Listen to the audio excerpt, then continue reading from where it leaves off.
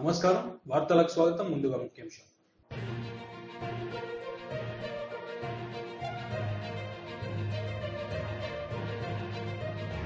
వందే భారత్ ట్రైన్ను పచ్చ జెండా ఊపి ప్రారంభించిన ప్రధాని మోదీ.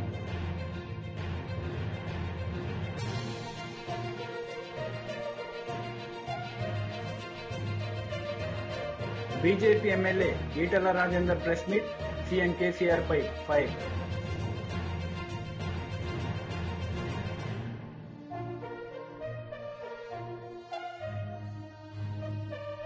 భూపాల్లోని రాణి కమలావతి స్టేషన్ నుండి వందే భారత్ రైల్ని ప్రధాని మోడీ జెండా ఊపి ప్రారంభించారు. ఈ సందర్భంగా ఆయన ప్రసంగించారు. भारत एक्सप्रेस को हरी झंडी दिखाने की श्रृंखला में सबसे पहले वीडियो कॉन्फ्रेंसिंग के जरिए से माननीय प्रधानमंत्री जी एक साथ 3 वंदे भारत एक्सप्रेस को हरी झंडी दिखाकर रवाना करेंगे। ये हैं मडगांव से मुंबई, धारवाड़ से बेंगलुरु, रांची से पटना वंदे भारत एक्सप्रेस का उद्घाटन। माननीय से अनुरोध कि वो कृपया करके हरी झंडी दिखाएं। और ये माननीय प्रधानमंत्री जी ने इन तीनों ट्रेन्स को, तीनों वंदे भारत एक्सप्रेस को हरी झंडी दिखा दी है।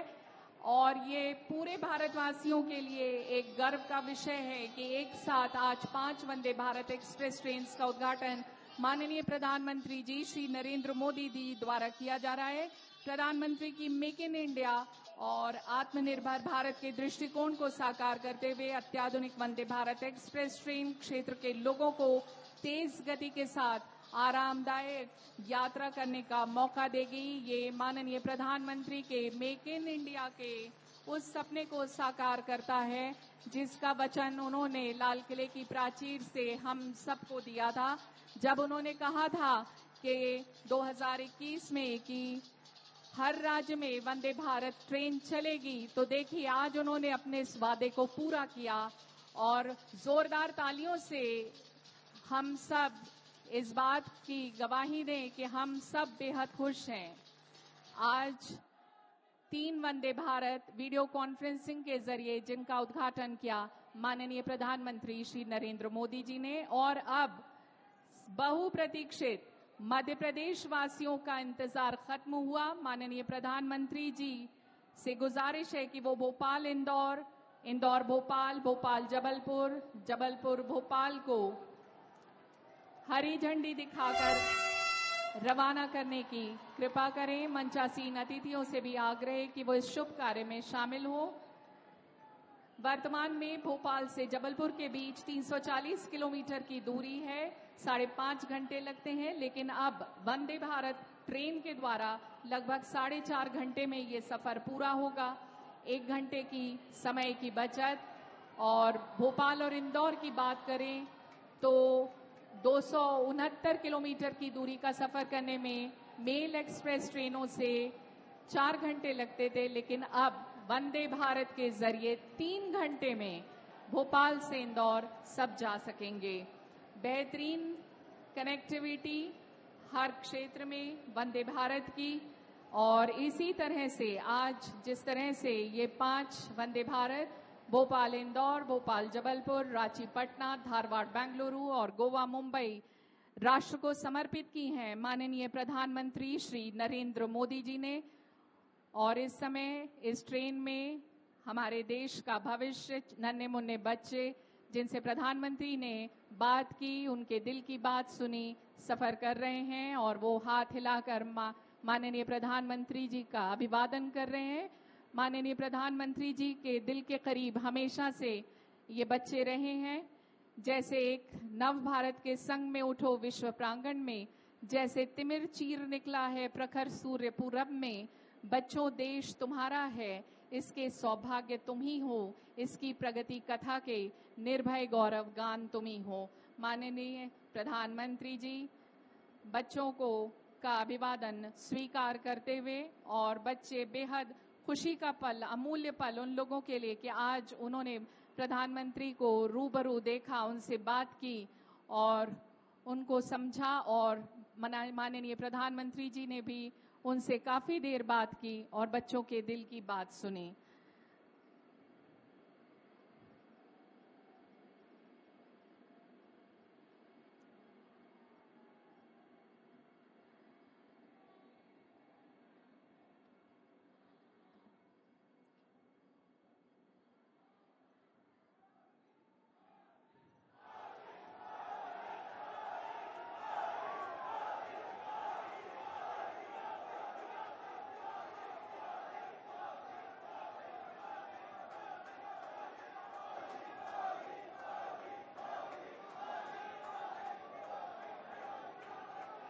सभी मध्य प्रदेश वासियों का अभिवादन स्वीकार करते हुए माननीय प्रधानमंत्री श्री नरेंद्र मोदी जी, भोपाल और मध्य प्रदेश वासी आज बेहद खुश हैं क्योंकि आज उनको 3 वंदे भारत, ये 2 मिलाकर 3 वंदे भारत की सौगात मिल गई है माननीय प्रधानमंत्री जी के द्वारा। बहुत बहुत धन्यवाद माननीय प्रधानमंत्री जी का इस समारोह को गरिमा प्रदान करने के लिए। माननीय प्रधानमंत्री जी की ही कही पंक्तियों से मैं इस कार्यक्रम को समाप्त करूंगी, जब माननीय प्रधानमंत्री ने कहा कि आसमां में सर उठाकर घने बादलों को चीरकर रोशनी का संकल्प ले, अभी तो सूरज उगा है। एक बार जोरदार भारत माता की। తెలంగాణలో అభివృద్ధి సాధ్యమైనప్పుడు మహారాష్ట్రలో ఎందుకు కాదని ముఖ్యమంత్రి కేసీఆర్ మహారాష్ట్రలోని సర్కోలి సభలో ప్రశ్నించారు. నూతనంగా ఏర్పడిన రాష్ట్రమే ఇంతలా అభివృద్ధి చెందితే అన్ని వనరులు ఉన్న మహారాష్ట్ర ఇంకెంత అభివృద్ధి చెందాలని ప్రజలకు హితబోధ చేశారు. इस कष्ट से, इस मुश्किल से हम नहीं निकल सकते, बराबर निकल सकते हैं हम अगर एकजुट हो जाओ। किसान का सरकार आ जाए तो उनके सर पे बैठ के दिला देगा, सब कुछ मिल जाएगा, इसमें कोई चमत्कार नहीं है। इसलिए मेरा प्रार्थना है आप सब लोगों से, किसान जब तक एकत्रित ना हो कुछ नहीं बदलने वाला है। पार्टी बदलते रहेंगे। अब समझिए आप कर्नाटक में हाल में चुनाव हुआ, वहां भारतीय जनता पार्टी हार गया, कांग्रेस सरकार आ गया, क्या कुछ बदलने वाला है? वहां पे कुछ नहीं बदलेगा, वही पॉलिसी चलते रहेगा, वही पुराने ही कथाएं सुनने पड़ेंगे। इसीलिए मेरी प्रार्थना है, चुनाव में पार्टियां जीतना नहीं है। जब से हमारे भारत में चुनाव में जनता जीतने का रवैया शुरू होगा, तब से भारत बदलेगा। जनता को जीतना चाहिए, जनता को अपेक्षा जीतना चाहिए। चुनाव के दूसरे दिन से ही उनके तहत काम होना चाहिए। ये वेरी इंपॉर्टेंट चीज है, ये समझने की बात है। इसीलिए मैं हमेशा कहता हूं, किसान जिएगा तो कौन मरेगा, किसान मरेगा तो कौन जिएगा।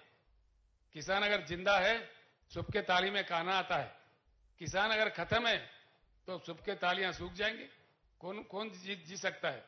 इसीलिए मैं आपसे बार बार विनती करता हूं, किसान का एकत्रित, पूरे किसान भाई जितने यहां पधारे हैं, किसान भाई एकत्रित हो तो हमारे सारे समस्या का समाधान निकल सकता है। इसके अलावा भी कई लोक कल्याणकारी कार्यक्रम हमारे पास है, वो सब किए जा सकते हैं। तो गरीब शादी करता है, 1 लाख रुपए दे देते हैं हम लोग।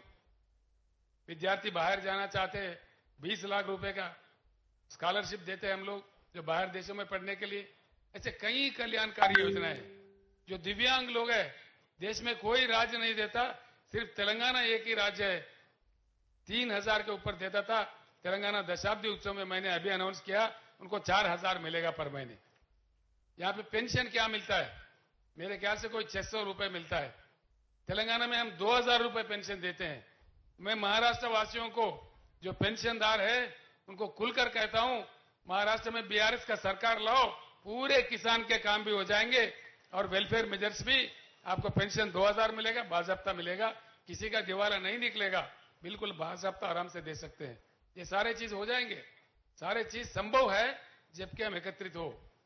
दलित वर्ग हमारे देश का एक अंग है, उनको हमने पीछे रखा है, वो हमारा ही पाप है। उस पाप को हमको धोना पड़ेगा, कोई अन्य आके नहीं करेगा। अमेरिका देश में काले लोगों को गोरे लोगों ने बहुत सताया था, बहुत रुलाया था, बहुत उनको वंचित किया था। लेकिन अमेरिका समाज में जागृति आने के बाद एक ब्लैक, मतलब यानी काले जाति के रहने वाले बराक ओबामा को देश के अध्यक्ष बना देके उनका अपने पाप को धोया है। ये भी भारत में चेतना आना चाहिए। हमारा दलित भाई वंचित ना रहे, उनके भी उद्धार होना चाहिए। साथ साथ में जब तक वो ऐसे रहेगा, पिछड़े रहेगा, ये भारत के चेहरे पे एक दाग रह के बन जाएगा। इसको भी मिटा देना कोई दूसरा देश वाला नहीं करेगा, ये हमारा ही कर्तव्य बनता है, हमारा ही दायित्व बनता है। यहाँ की पार्टियां पूरे प्रस्तापित है, इनको क्या डर है समझ में नहीं आता, क्यों ऐसा करते हैं समझ में नहीं आता, क्यों उल्टा सुल्टा बात करने लगते। हमारा जो एजेंडा है उस एजेंडा पे बात करो, उस एजेंडा डिस्कस करो। देवेंद्र फडणवीस जी, जो भूतपूर्व मुख्यमंत्री, अब के उप मुख्यमंत्री है, नांदेड़ में पहली बार जब मैं आया था तो उन्होंने कहा था, केसीआर जी आपका यहाँ क्या काम है, आपका तो काम तेलंगाना में है। मैंने कहा भैया मैं भारत के नागरिक हूं, कहीं भी जाके काम कर सकता हूं, मैं यहाँ किसान के उद्धार के लिए आया हूं। अगर मुझे नहीं चाहते हो तेलंगाना एजेंडा मक्की का मक्की 100% इंप्लीमेंट करो, मेरा काम खत्म, मैं मध्य प्रदेश चले जाऊंगा, महाराष्ट्र नहीं आऊंगा। उसका जवाब नहीं है उनसे। బీజేపీ ఎమ్మెల్యే ఈటల రాజేందర్ కీలక ప్రెస్ మీట్ నిర్వహించారు. ఈ సందర్భంగా సీఎం కేసీఆర్ పై మండిపడ్డారు. లేదా ఛానళ్లలో వాళ్ళు పెట్టుకునే ఛానళ్లలో వార్త ప్రసారం చేయడం వాళ్ళు ఇళ్లలో బెదిరిస్తారు. చివరికి ఎక్కడికి వచ్చిందంటే తల్లిదండ్రులు కూడా బెదిరించే పరిస్థితి వచ్చింది. మీ మీ మీ కొడుకు ఈ పని చేస్తున్నాడు, ఈ కొడుకు కనుక ఇది ఆగకపోతే మీ కొడుకు ఇబ్బందుల పాలవుతాడు, మీ కుటుంబం ఇబ్బంది పాలవుతాడు చెప్తున్నారు. మూడోది ఏంటంటే కార్యకర్తల మీద జెండా పట్టుకొని బయటికి పోతే చాలు, ధర్నాలో పాల్గొన్నా చాలు అంటే ఇతర పార్టీలలో పనిచేసే కార్యకర్తలు, మరీ ముఖ్యంగా భారతీయ జనతా పార్టీలో పనిచేసే కార్యకర్తలని ఎంత వేధింపులకు గురి చేస్తున్నారంటే, ఒకవేళ బీజేపీ సర్పంచ్ గారు ఉండాలనుకోండి, ఆయన బిల్లులు రావు, ఆయన సర్పంచ్ పదవి ఎప్పుడు కూడా కొట్టాలని చూస్తూ ఉంటారు. ప్రతిపక్ష పార్టీల సర్పంచ్ల మీద, ఎంపీటీసీల మీద ఎంత వేధింపులకు పాల్పడుతున్నారో మేము ప్రత్యేకంగా చూస్తూ ఉన్నాం. వాళ్ళ బిల్లులు కూడా రావు, వాళ్ళు పనిచేసిన బిల్లులు కూడా రాకుండా అడ్డుకుంటా ఉన్నారు.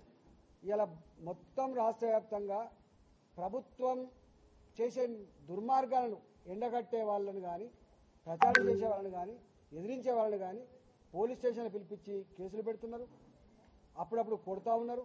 మా మహేందర్ చెప్పొచ్చు, నాకు తెలిసి మా మహేందర్ అని చెలుపూరు సర్పంచ్, ఆయన సీనియర్ మోస్ట్ సర్పంచ్, అంతకుముందు ఒక సర్పంచ్ ఉండే, ఎవడో ఒక అక్రమంగా కేసు పెడితే పోలీసులను తీసుకుపోయి ఆయన కొట్టుడే కాకుండా ఆ కొట్టే దెబ్బలు వినపడాలి, ఆ కొట్టే దెబ్బలు నాకు ఫోన్లో పెట్టాలని చెప్పేటువంటి టీడీపీ రాష్ట్ర అధికార ప్రతినిధి ఆనం వెంకటరమణారెడ్డి మీడియా సమావేశం నిర్వహించారు.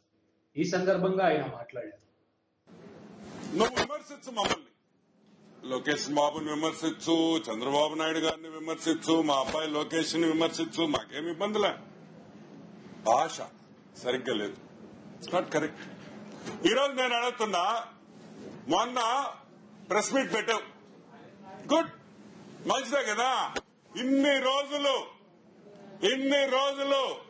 మీ వాళ్ళు ఎవరు కూడా యువగళం గురించి మాట్లాడడం జరగల. అక్కడక్కడ అడపా తప్పితే నువ్వు మాట్లాడావు, చాలా సంతోషం, ఐఎమ్ హ్యాపీ.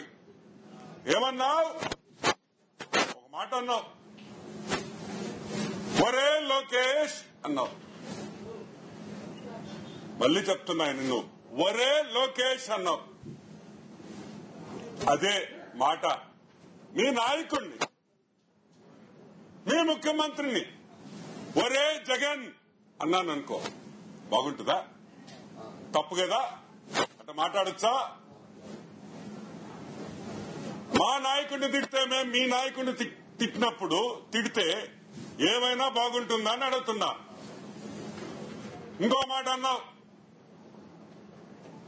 లోకేశం, ఒరే లోకేశం, ఒరే జగన్ గా. కరెక్టా? అది ఆ విధంగా మాట్లాడడం కరెక్టా? మేము మాట్లాడచ్చు ఆ విధంగా? నువ్వు మాట్లాడకూడదు, మేము మాట్లాడకూడదు, పద్ధతి కాదు. ఒరే తురే అనే మాటలు కరెక్ట్ కాదు. ఏందా భాష? ఏంది ఒరే ఏంది, లోకేశం ఏంది? మీ ఇంట్లో పనోడంట మా నాయకుడు, లేదా జగన్మోహన్ రెడ్డి మా ఇంట్లో పనోడా? అట్లా ఆ విధంగా మాట్లాడేదానికి కరెక్టా చెప్పని అడుగుతున్నా. బుర్రవాడు. ఇంకేమన్నావు? పప్పు అన్నావు. లోకేష్ ఒక పప్పు అన్నావు. ఇదిగో ఒక్క మాట ఇప్పటికి నేను 10 సార్లు చెప్పున్నా, మా అబ్బాయి, మా నాయకుడు, మా యువ నాయకుడు స్టాన్ఫర్డ్ లో చదివాడు. చూసుకో, Stanford graduation Stanford United states of America లో చదివాడు. ఎక్కడ చదివాడు? స్టాన్ఫర్డ్ లో చదివాడు, కెలాగ్స్ లో చదివాడు. Top most universities in the world, ప్రపంచంలోనే పెద్ద యూనివర్సిటీస్. మీవాడు యాడ్ చదివాడు రే, యాడ్ చదివాడు మీవాడ బుజ్జులో బంగారు, యాడ్ చదివాడమ్మా. 10వ క్లాస్ ఫెయిల్ అయినా మీ జగన్మోహన్ రెడ్డి, మీ హాఫ్ టికెట్ జగన్మోహన్ రెడ్డి 10వ క్లాస్ ఫెయిల్. మళ్ళీ బల్లగుద్ది చెప్తున్నా, స్టాన్ఫోర్డ్ గ్రాడ్యుయేషన్ చేసిన వ్యక్తి పప్పు, 10వ క్లాస్ ఫెయిల్ అయిన మీ హాఫ్ టికెట్ ముఖ్యమంత్రి నిప్పు. భలే ఉందబ్బా. గ్రాడ్యుయేషన్ అంటే మళ్ళీ ఏందేందో అనుకుంటావు అబ్బాయో. గ్రాడ్యుయేషన్ అంటే ఏందా? మన డిగ్రీ, మన ఆంధ్రాలో మనం డిగ్రీ చేస్తామే. గ్రాడ్యుయేషన్ అంటే డిగ్రీ, అండర్ గ్రాడ్యుయేషన్ అంటే ఇంటర్మీడియట్. అండర్ గ్రాడ్యుయేషన్, ఇంటర్మీడియట్ అమెరికాలో చదివాడు, డిగ్రీ అమెరికాలో చదివాడు, టాప్ యూనివర్సిటీలో చదివాడు.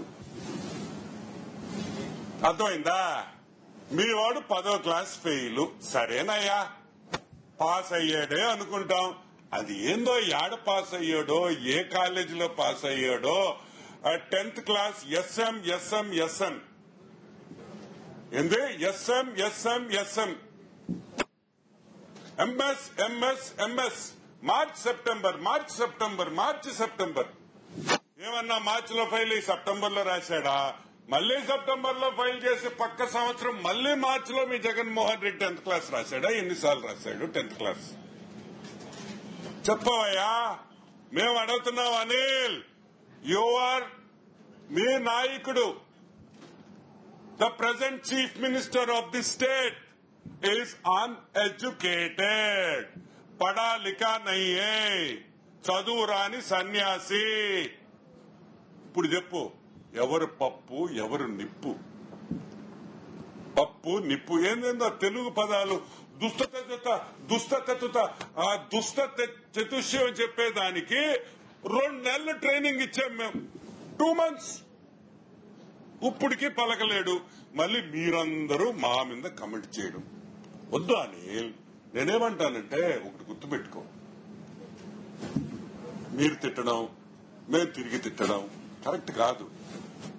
విధానప్రదంగా ఇది ఇష్యూస్ ఏమన్నా ఉంటే, మేము చేసిన విధానాల్లో తప్పుంటే విమర్శించండి, బ్రహ్మాండంగా స్వీకరిస్తాం. మేము ఆ విమర్శలని మేము నిజంగా తప్పు చేస్తుంటే మేము మారుతాం, మాలో మార్పు తెచ్చుకుంటామంటున్నా. అవసరం అది, for the good of the state అంటున్నాను. సరే, కాబట్టి నువ్వు అంటుంటావు అనిల్, దమ్ము, ధైర్యం, మొగతనం, మీసాలు, అవసరమైతే జిప్పు కూడా తీసేస్తావు అసెంబ్లీలో తీసినట్టు. నేనేమంటున్నానంటే, నువ్వు జిప్పు తీసి మమ్మల్ని భయపెట్టబాకు, మాకు అవసరంలా, వద్దు. మేము అడిగేది, జగన్మోహన్ రెడ్డి 10వ క్లాసు పాస్ అయ్యి ఇంటర్మీడియట్ కూడా పాస్ అయ్యి ఉంటే సర్టిఫికేట్లు చూపిస్తే మేము నోరు మూస్తాం. 10వ క్లాసు ఫెయిల్ అని మేము అంటున్నాం. నీకు దమ్ము, ధైర్యము అవన్నీ మనకెందుకు? ఆ సర్టిఫికేట్ ఏదో మా మొహాన్ని బారేసేసి ప్రెస్ కి రిలీజ్ చేస్తే, మా ముఖ్యమంత్రి మా హాఫ్ టికెట్ 10వ క్లాసు పాస్ అయ్యాడో ఊరు పోయి చెప్పుకుంటాం. కాబట్టి ఇప్పుడు అర్థమైందా ఎవరు పప్పు ఎవరు నిప్పు? ఇంకొక విషయం, నువ్వు మా తెలుగు గురించి మాట్లాడావు. ఒక ప్రెస్ మీట్ అబ్బా, బంగారు కొండ అనిలో ఒక ప్రెస్ మీట్, ఒకటి వాళ్ళు రాకూడదు, వీళ్ళు రాకూడదు, TV5 రాకూడదు, ABN రాకూడదు, ఈటీవీ రాకూడదు, అవన్నీ లేకుండా అందరినీ పిలిచి 1 గంట సేపు మీ నాయకుడిని ప్రెస్ మీట్ పెట్టి వాళ్ళు అడిగిన క్వశ్చన్లకి తడబడకుండా, పేపర్లు చూడకుండా ఒక్క ప్రెస్ మీట్ పెట్టమని ముఖ్యమంత్రి దిగే లోపల ఈ 5 ఏళ్లలో ఇంకొక 7 నెలలే ఉంది. ఈ 7 నెలల్లో ఒక్క ప్రెస్ మీట్ పెట్టమని అడుగుతున్నాం. పెట్టలేడు. నువ్వు అమాన నేను ప్రమాణం చేస్తామని చెప్పాకు. వెంకటేశ్వర స్వామి, కాణిపాకంలో విఘ్నేశ్వరుడు అందరూ ఊరికి వెళ్ళిపోతానంటున్నారంట. ఏం పని బాట లేదురా వీళ్ళకి? అంటే దేవుడి మీద ప్రమాణం, ఈ గుడికి రా, ఆ గుడికి రా అని అంటున్నారు. వద్దు నాయన, దేవుళ్ళ ప్రమాణం మీద ఎందుకు? మనకు అవసరమా? వాళ్ళు డిస్టర్బ్ చేయడం ఎందుకు? మీరు చేసే పాపిష్టి పనులకి సరే, ఈరోజు అనిల్ కుమార్ యాదవ్ అని నేను సూటిగా ఒక ప్రశ్న అడుగుతున్నా. అనిల్, వైసీపీలో నెల్లూరు వైసీపీ జిల్లాలో నీకు ఏ నాయకుడితో నువ్వు బాగుంటావు? కాకాని గోవర్ధన్ రెడ్డితో తగువు, మేకపాటి వాళ్లతో తగువు, ఇంకెవరున్నారు, కావలి రామ్ ప్రతాప్ రెడ్డితో తగువు,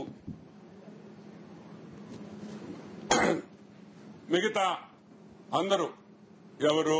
ఇక సరే శ్రీధర్ మాట్లాడి వచ్చాడనుకో, ఇంకా ఎవరితో నీకు ఏ వైసీపీ నాయకుడితో నువ్వు బాగుండవు చెప్పు. అందరితో తగువే కదా. నేను అడుగుతున్నా, ఇప్పుడు ఆనం కుటుంబాన్ని ఏమన్నాడా? అంతం చేసేస్తా. అరే బచ్చా, మా కుటుంబాన్ని అంతం చేసేవాడు ఇంకా పుట్టలేదురా బంగారు కొండ. ఏందిరా నువ్వు మమ్మల్ని అంతం చేసేది? నువ్వు జిప్పు తీయగానే ఏమైనా భయపెడతావు అనుకున్నావా?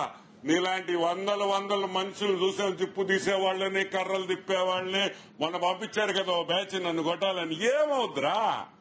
మేము అవన్నీ పట్టించుకునే వాళ్ళం కాదు, ప్రజల్లో ఉండేవాళ్ళమి. నేను ఒకటే అడుగుతున్నాను నిన్ను, మా గురించి పక్కన పెట్టు. మమ్మల్ని ఛాలెంజ్ చేసావు, లొకేషన్ రమ్మంటావు, లొకేషన్ ని నెల్లూరులో నువ్వు నిలబడంటావు, గందరగోళంగా మాట్లాడు. నేను అడుగుతున్నా, బాబాయ్ అబ్బాయి కి తగువు ఎందుకు జరిగింది? అందరు వినండి బాగా. బాబాయ్ అబ్బాయి, అబ్బాయి వచ్చి అనిల్ కుమార్ యాదవ్, బాబాయ్ వచ్చి రూప్ కుమార్ యాదవ్. అనిల్ కుమార్ యాదవ్ మాజీ మంత్రి MLA, Roop Kumar Yadav deputy mayor, Nellore corporation కి డిప్యూటీ మేయర్. మీకిద్దరికి తగువ ఎందుకు వచ్చింది? క్రికెట్ బెట్టింగ్ లో వచ్చిందా? డ్రగ్స్ సరఫరాలో వచ్చిందా? గాంజా సరఫరాలో వచ్చిందా? కోకెయిన్ స్మగ్లింగ్ లో వచ్చిందా? హెరాయిన్ స్మగ్లింగ్ లో వచ్చిందా? సింగిల్ డిజిట్ లాటరీలో వచ్చిందా? అని మేము అడుగుతున్నాం. నువ్వు ఒక మాట అన్నావు మొన్న కార్యకర్తల మీటింగ్ లో. ఏమన్నావు గుర్తుందా? మీరెంత తిక్కనాయాళ్ళంటే, మీకు లావాదేవీలుంటే, డబ్బులు లావాదేవీలుంటే మీరు ఇంట్లో కూర్చొని చూసుకోవాలి. ఏంటి? మీరు ఇంట్లో కూర్చొని లెక్కలు చూసుకోవాలి. అది వదిలేసి కార్యకర్తల మీటింగ్ లో మైక్ పెట్టుకొని, నా సెల్ ఫోన్ ఉంది నొక్కుతా, మీ బ్రతుకులు బయట పెడతా అన్నావు. పెట్టు. నువ్వు దమ్ము, ధైర్యము, ఆ మొగతనంలో ఉండే బంగారు కొండవి. నువ్వు నొక్కు బటన్ అంటున్నా. బటన్ నొక్కు. బటన్ నొక్కితే దొంగ లావాదేవీలు ఏమేమి జరిగినాయి, ఎక్కడ మీకు మీ రూప్ కుమార్ యాదవ్ కి, బాబాయికి, అబ్బాయికి ఎక్కడ తగు వచ్చింది అనే విషయం బయటపడుతుంది. ఇక్కడ ఇంకొక చాలా ఇంపార్టెంట్ ఇష్యూ ఉంది. తాడేపల్లి ప్యాలెస్ కు పోవాల్సిన వాటా వెళ్లటం లేదని కూడా మా హాఫ్ టికెట్ జగన్మోహన్ రెడ్డి చాలా సీరియస్ గా ఉన్నాడనేది వినుకుడి. నిన్ను పిలిపించి నీకు ఫుల్ క్లాస్ స్పీకర్ అని కూడా మాకు తెలుసు. మేము అడుగుతున్నాం, నీ గురించి నువ్వు మమ్మల్ని తిట్టా ఉంటావు, బద్దలేసి పక్కన పెట్టి, అది మామూలే.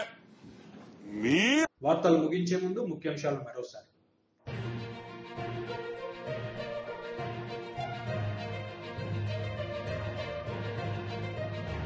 వందే భారత్ ట్రైన్ను పచ్చ జెండా ఊపి ప్రారంభించిన ప్రధాని మోదీ.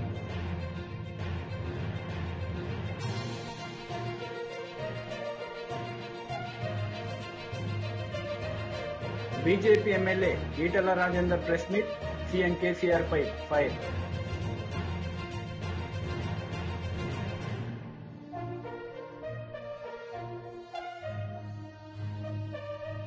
ఈ వార్తలు ఇంతటితో సమాప్తం. తిరిగి ప్రసారమయ్యే వార్తల్లో మళ్ళీ కలుద్దాం. అంతవరకు సెలవు.